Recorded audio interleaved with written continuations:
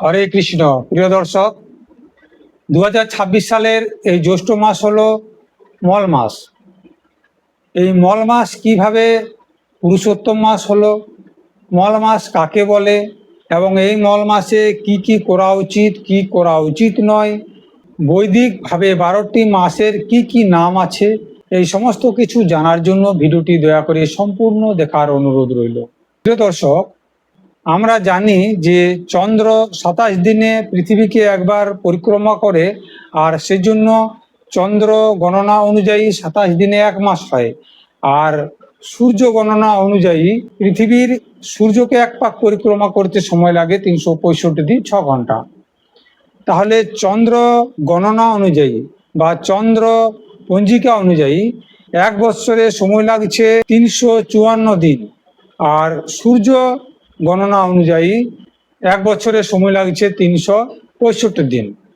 তাহলে 365 দিন পূরণ করতে চন্দ্র গণনা অনুযায়ী 11 দিন বেশি দিতে হচ্ছে।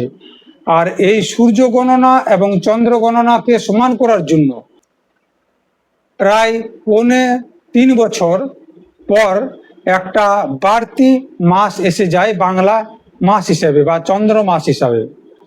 আর এই বাড়তি মাসটাই হলো অধিমাস বা মল মাস।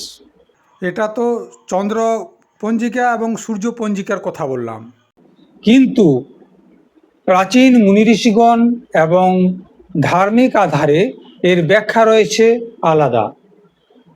ধার্মিক মত অনুসারে হিরণ্যকশিপু যখন পৃথিবীতে অত্যন্ত অত্যাচার করছিলেন এবং দেবতাদের সাথে যুদ্ধ করার জন্য প্রস্তুতি নিচ্ছিলেন, তখন দেবতাদেরকে পরাস্ত করার জন্য হিরণ্যকশিপু ভগবান ব্রহ্মাকে সন্তুষ্ট করার জন্য একটা বিরাট তপস্যা করেছিলেন।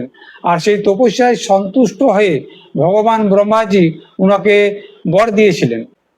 হিরণ্যকশিপু ভগবান ব্রহ্মাজির কাছে অমরত্ব বর চেয়েছিলেন, কিন্তু ভগবান ব্রহ্মাজি উনাকে বললেন যে অমরত্ব বর দেওয়া সম্ভব নয়, তুমি যে কোনো বর চেয়ে নাও অন্য।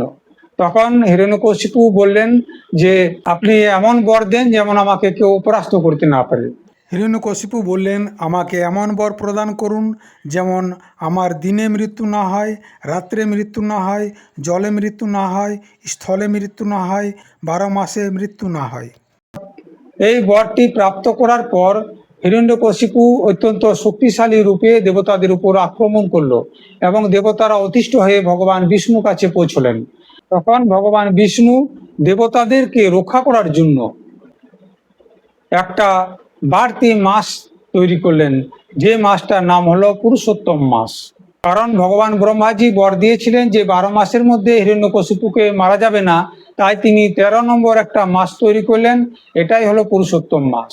এই 13তম মাসে বা পুরুষোত্তম মাসেই তিনি হিরণ্যকশিপুকে বধ করেছিলেন। বৈদিক নিয়ম অনুসারে 12টি মাসের আলাদা আলাদা বৈদিক নাম রয়েছে এবং সেই মাসের অধিষ্ঠাত্রী দেবতা ভগবান বিষ্ণুই রয়েছেন, কিন্তু ওনার নাম আলাদা রয়েছে। যেমন বৈশাখ মাসে শ্রী মাধব রূপে ভগবান পূজিত হন, জ্যৈষ্ঠ মাসে শ্রী বিক্রম রূপে, আষাঢ় মাসে শ্রী বামন রূপে, শ্রাবণ মাসে শ্রীধর, ভাদ্র মাসে শ্রী হৃষিকেশ, আশ্বিন মাসে শ্রী পদ্মনাভ, কার্তিক মাসে শ্রী দামোদর, অগ্রহায়ণ মাসে শ্রী কেশব, পৌষ মাসে শ্রী নারায়ণ, মাঘ মাসে শ্রী গোবিন্দ মাধব এবং ফাল্গুন মাসে শ্রী গোবিন্দ ও চৈত্র মাসে ভগবান শ্রী বিষ্ণু রূপে পূজিত হন। তখন 13 নম্বর মাস অর্থাৎ মল মাস দুঃখিত হয়ে ভগবানকে বললেন যে আপনি 12টি মাসের জন্য আলাদা রূপে রয়েছেন, তাহলে আমার এই মাসে কি কেউ আপনাকে পুজো করবে না?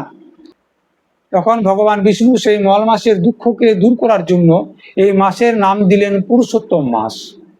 এই পুরুষোত্তম মাসে যদি কেউ ধার্মিক আচরণ করে, যেমন বেদ পাঠ, বিভিন্ন ধর্মগ্রন্থ পাঠ, দান করা, পূজা করা, ভগবানের নাম কীর্তন করা, ভজন করা, এই সমস্ত কর্মগুলি যদি কেউ করে তাহলে 1000 গুণ ফল পাওয়া যায়, এটাই ভগবান বিষ্ণু আশীর্বাদ করেছেন।